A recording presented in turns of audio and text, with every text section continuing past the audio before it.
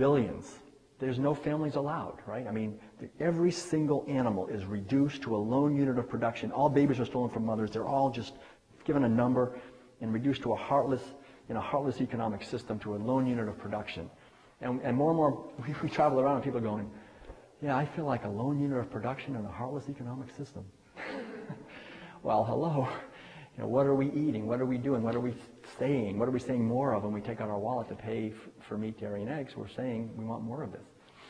So I think this is essential to understand. There's after following those chapters, there's a chapter called The Intelligence of Human Physiology. This is the chapter that goes into health.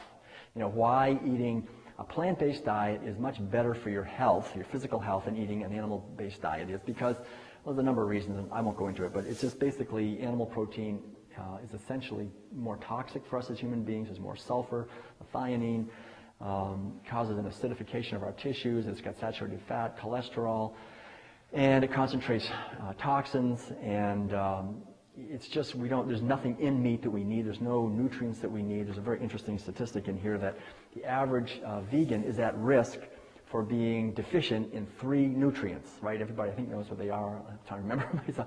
B12, right? And I think one is iodine and one is something else. But anyway, the average person eating a standard American diet is at risk for being deficient in 7 nutrients.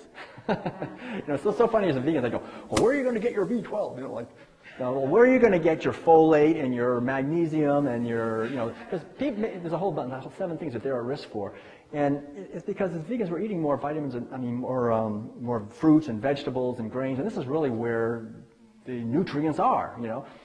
So the upshot of it is that it's just way healthier, or at least you could say it's at least as healthy to eat a plant-based diet, and probably a lot healthier.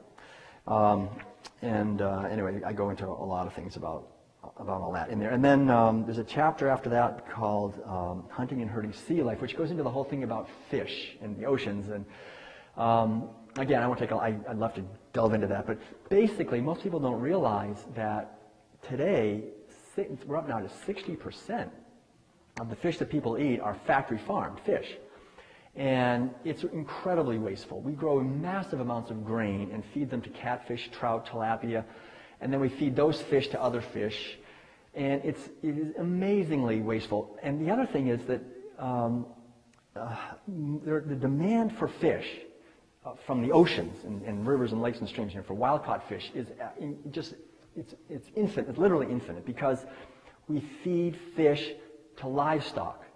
Like I said, the dairy cows,